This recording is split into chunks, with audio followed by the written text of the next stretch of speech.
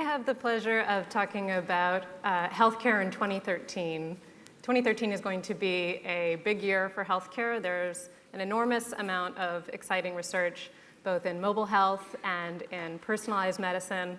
At the same time, the Affordable Care Act is continuing its torturous implementation, with 2014 as the big year when Medicaid will be expanded, when people will be required to get insurance, and this continuing question of how you expand access to health care, how you improve health care, how you lower costs is going to heat up in the next year, if that's even possible, given the tenor of the debate in the past few years. But to discuss these issues, we have Esther Dyson, the chairman of EDventure Holdings and an angel investor. She also has trained as an astronaut, and it turns out that going to space is much, much easier than health reform. So first, please welcome Esther.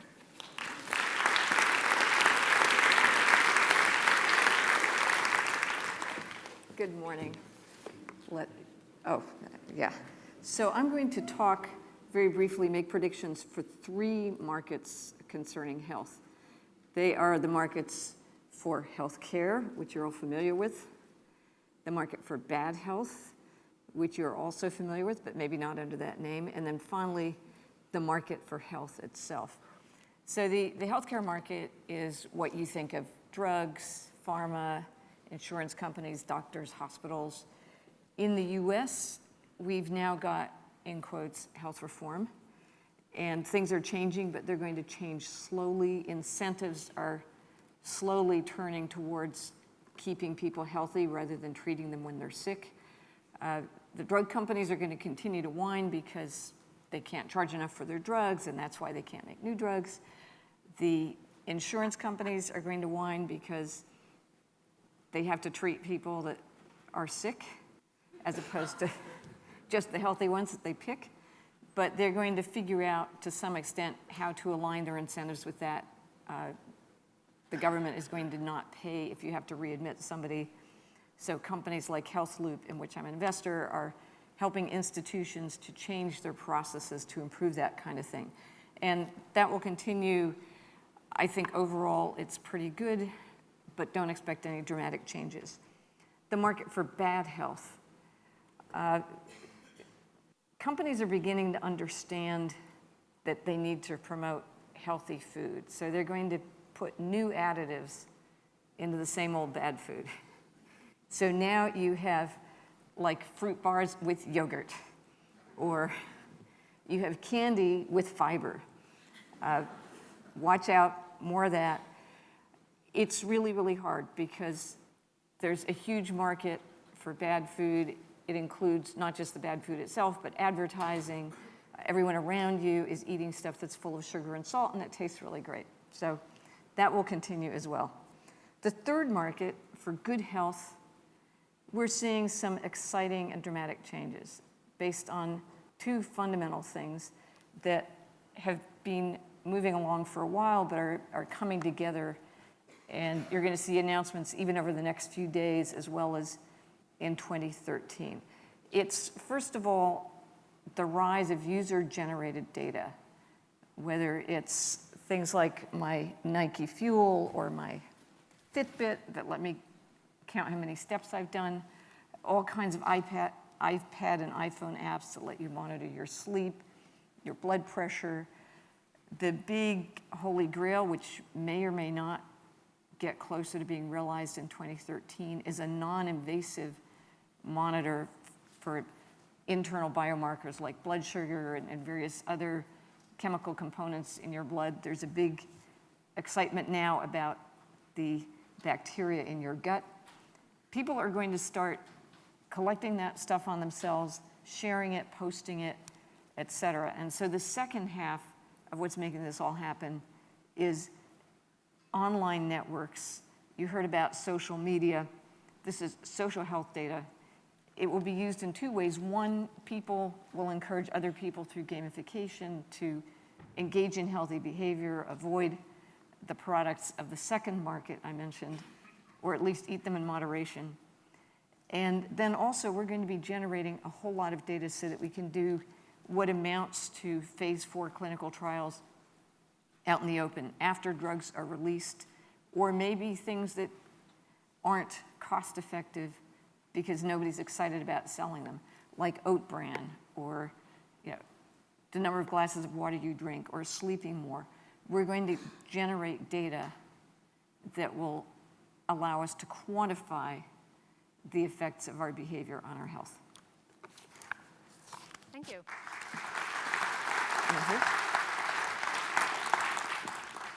Thank you. I think your last point is a very good segue for our next speaker, Daniel Kraft, who's the executive director of FutureMed and thinks a lot about very fast developing technologies in medicine and healthcare generally. Please welcome Daniel.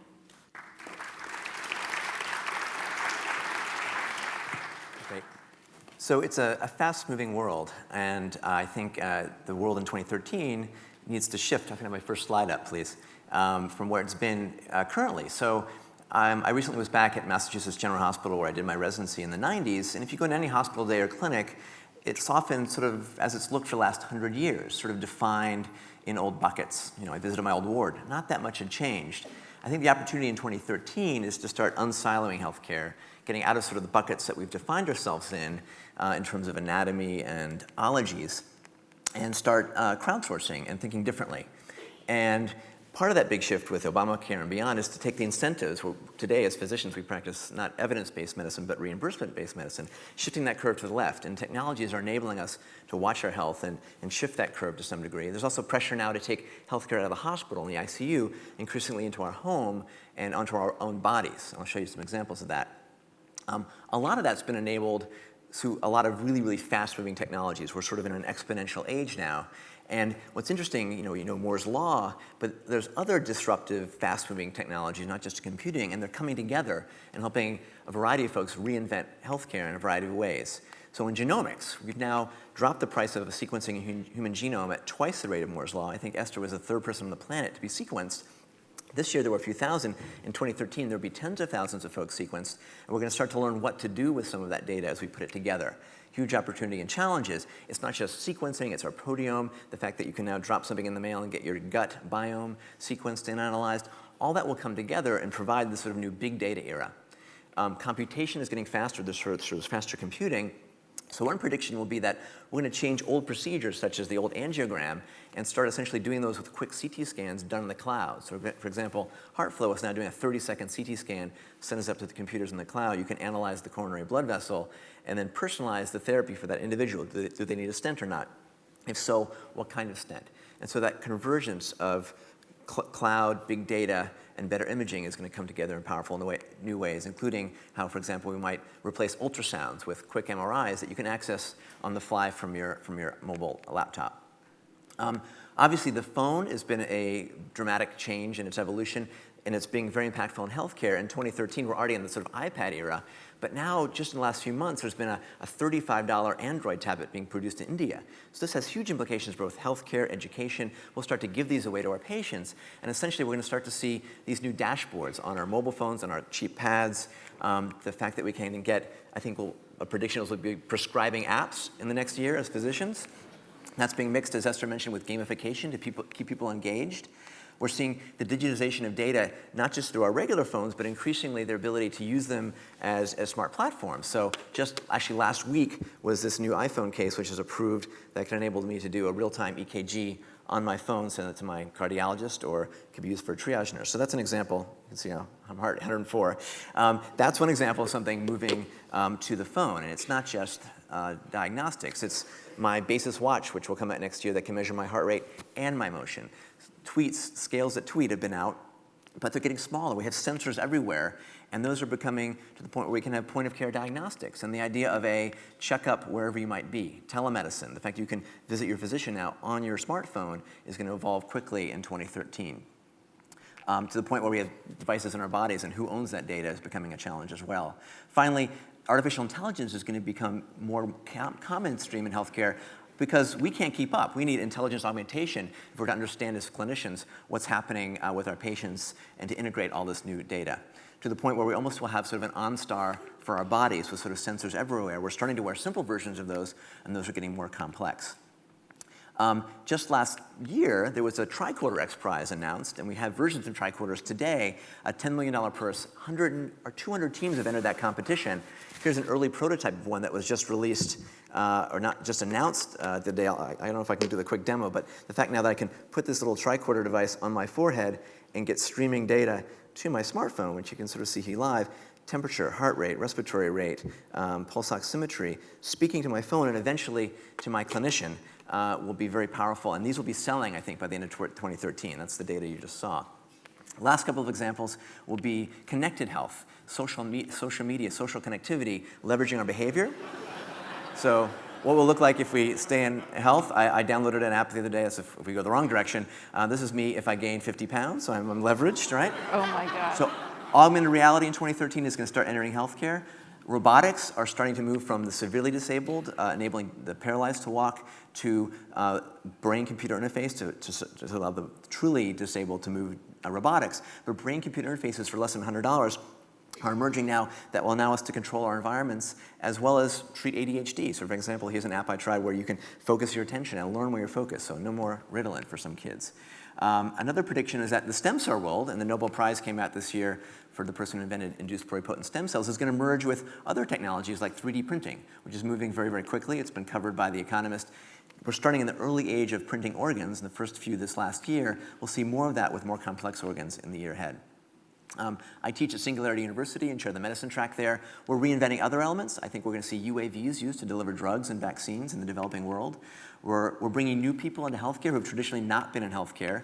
So for example, at FutureMed, we bring folks together from different spheres, and that's what's really powerful. There's now new programs, folks like designers coming together in healthcare to think how to do things differently. So in 2013, we're going to see design thinking more applicably, just like in the world of aviation. And I've been a pilot and a flight surgeon for the last decade. We're taking lessons and applying them to healthcare. For example, you're familiar with checklists in aviation. Increasingly, they're being put into the operating room and beyond, and those are now being appified. We're starting to see the application of now dashboards. So all this data, simulation. Just like your pilot on the airline, simulation is becoming the norm in medical schools. So it's going to be C1, Sim1, Sim1, not C1, D1, Teach 1, and increasingly changing how we do healthcare. Heads-up displays. The data is now glassified. Just like the heads-up display we have for our fighter pilots, we'll have that for our own healthcare kind of GPS coaches. We want just the right amount of information, not too much information. We'll be overwhelmed. And one thing that's going to impact that is the world of Google Glass. Google Glass is going to come out next year, and we're going to see that applied into healthcare in a variety of ways. So I can see my patients in different ways. I can utilize heads-up display data. That's going to be a particularly interesting tool in healthcare coming ahead, whether that you're trying to lose weight and see your breakfast in a new form as well.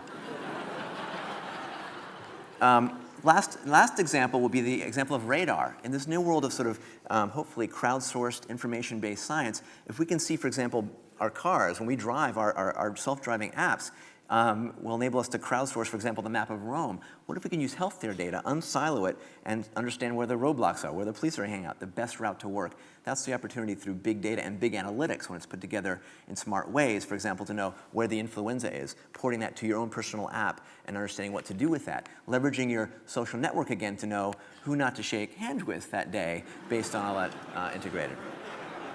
So dashboards are coming into our healthcare.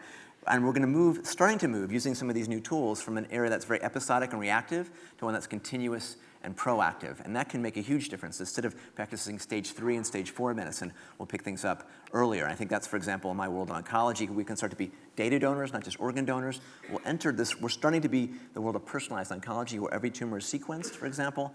And pulling all these things together, convergent, fast-moving technologies, I think will help us sort of reinvent healthcare in 2013, because in many ways the future's already here, just not evenly distributed. So thanks a lot.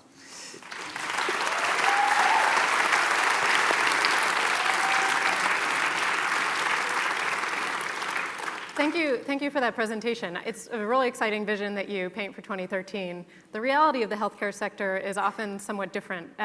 It's not maybe as fast moving as some others. You look at labor productivity, generally across the economy, it's increased by almost 2 percentage points a year. In healthcare, it continues to decline by about 0.6% each year. And there's data showing that electronic health records, which are supposed to boost productivity, actually in many cases raise costs, lower productivity. So there's a gap between the vision and the reality. And what is keeping some of the ideas that both of you have described from taking hold of the healthcare sector in a bigger way? I will answer that, but I first want to argue a little bit about the productivity in terms of we're not measuring productivity the right way. And that's part of the problem.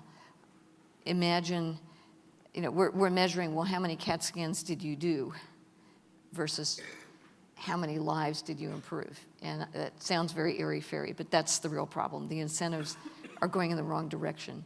And we can measure the productivity of what we're counting, but we're counting the wrong stuff. That's what, in part, Obamacare, accountable care, all these other things are trying to change. It was labor productivity, just to be clear. Yeah. Okay, but labor productivity, an output of a CAT scan, $20 versus, if you made the CAT scan cost more, you would increase the productivity. And so it's obvious we're measuring the wrong things. We're starting to change that, number one. Number two, we're measuring them too closely. In other words, we're looking for instant gratification. And what you spend now on a home health care aide who looks very unproductive. She makes $12 an hour. She goes and visits old people. She doesn't seem to do much.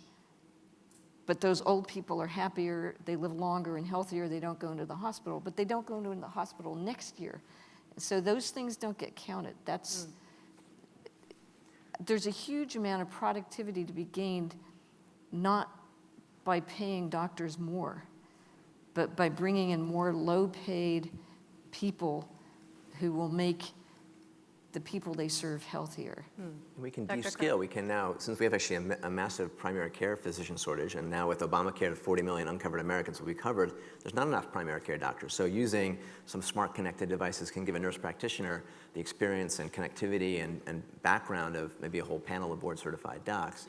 And you can start to measure that. So at Packard Children's at Stanford, where I did my hematology oncology fellowship, but when we put an electronic medical record, which is a little kludgy, the UI wasn't beautiful, by the next year, the overall hospital mortality went down by about 20%. So that might have been 30 kids' lives saved, for example. And the new medical students, for example, at Stanford get an iPad with their curriculum day one. So the new generation of digital natives is going to be interacting and practicing medicine differently. But often the payers, they want the old-fashioned clinical trial. They want to show that it works. Sometimes the things move so quickly, you can't do the old-fashioned clinical trials.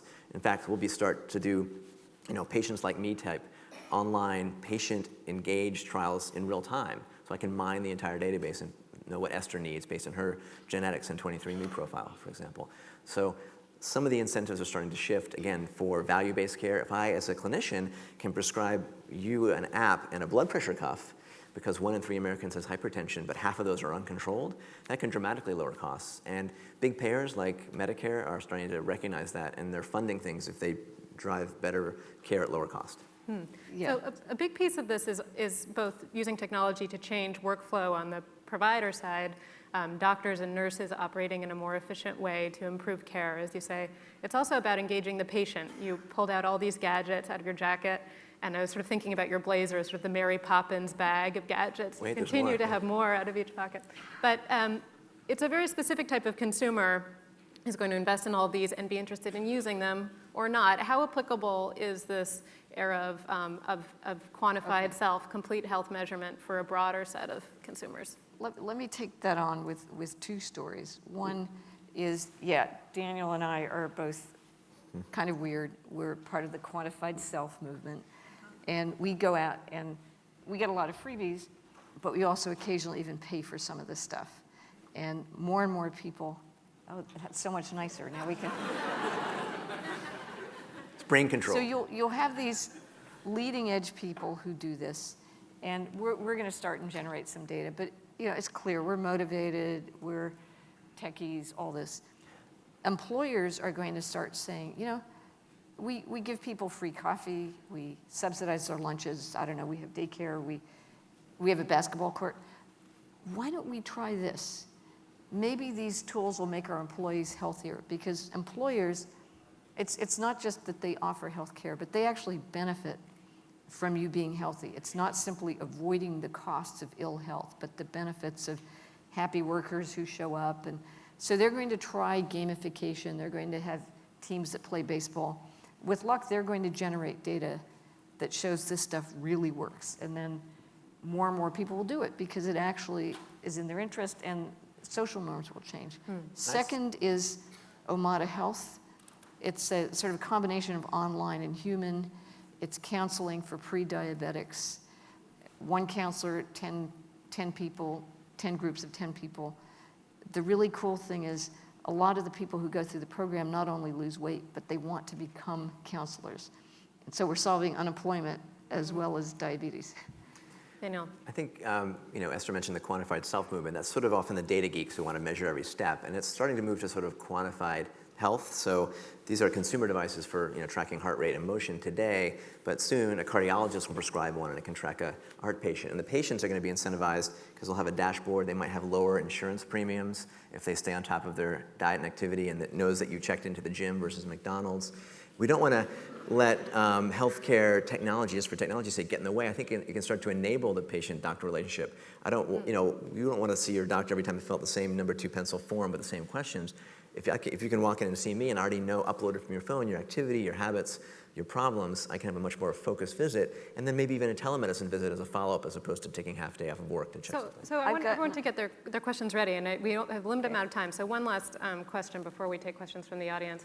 The question of who owns this data is becoming increasingly important as we talk not just about Fitbits that you can buy at your corner store, but also implanted devices that generate a more complex stream of information about your health conditions. So how do you see that debate evolving? Who should have that data? Why don't patients have it now? I think you as an individual should own your own data and hopefully, in some cases, decide to share it, hopefully safely and anonymized.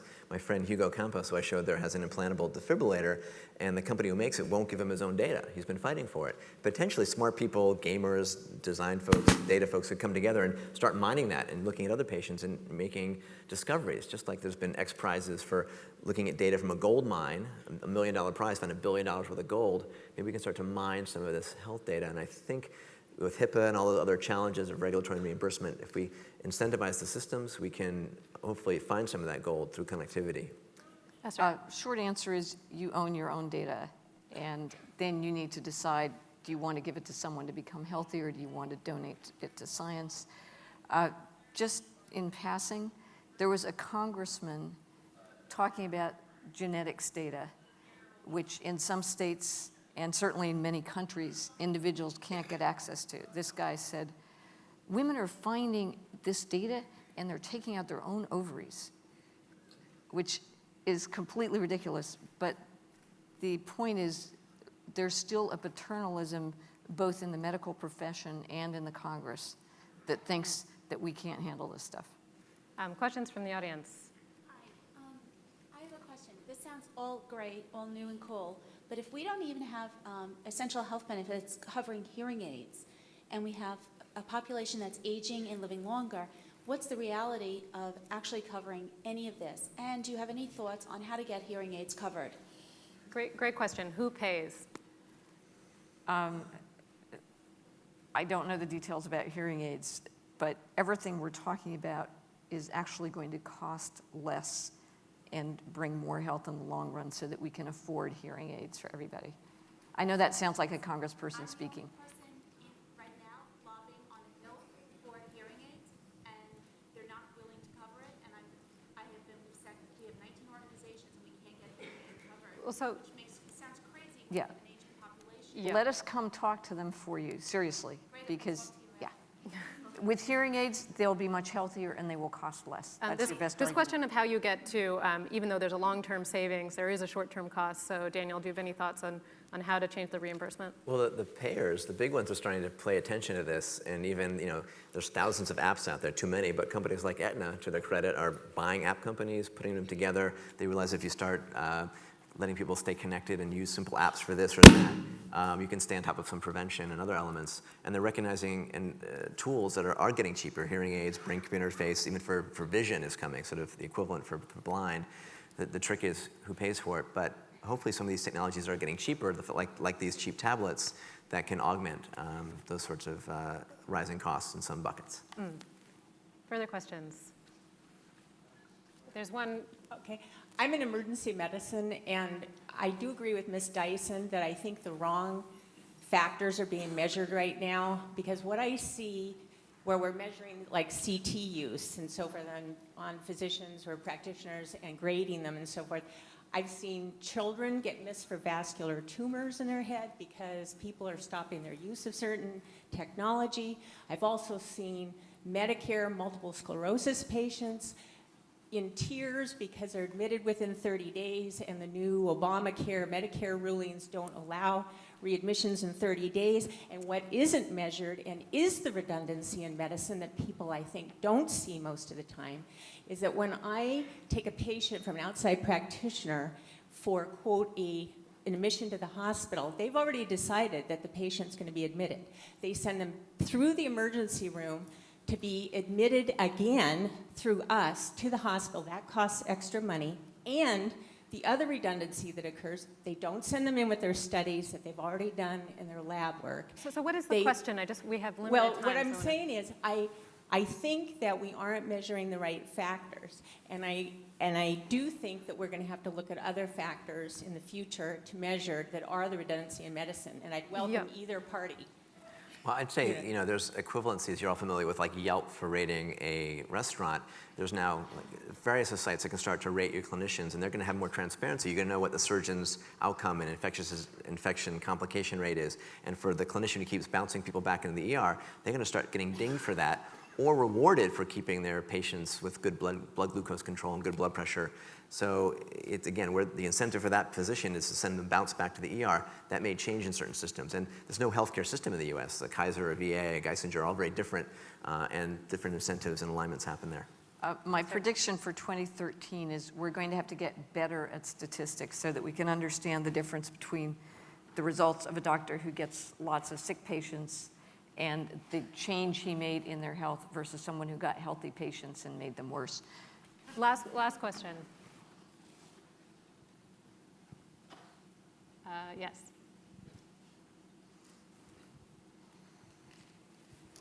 Yes, you said the patient owns the data. That sounds like very interesting metaphysics, but it's not really practical. When the State Department systematically loses hundreds of thousands of classified secret documents, to think that the patient can protect his data is a fantasy. Yeah, he can't protect it, but he owns it. And so at least we've got this principle. Yeah, the world is imperfect. And the reality is I leave a piece of hair behind and somebody can get my genetic profile. But the fundamental, just like what William Easterly was saying about democracy, the basic principle is we own it, we should be able to control it, and obviously we want it used wisely, and the world's imperfect. And there's huge challenges. You've seen the movie Gattaca. What happens now when we're all sequenced at birth? Or what happens when my pacemaker gets hacked and someone says, Daniel, go to the bank machine, take out $400, and I'm turning off your pacemaker. But that shouldn't stop us from leveraging and owning that data. Just need to be... Hand me one of those devices. Just need to be mindful of it, as we go. So there's balances. So we have visions of hope and disaster for 2013. Thank you to both of our panelists for speaking with us. Thank you.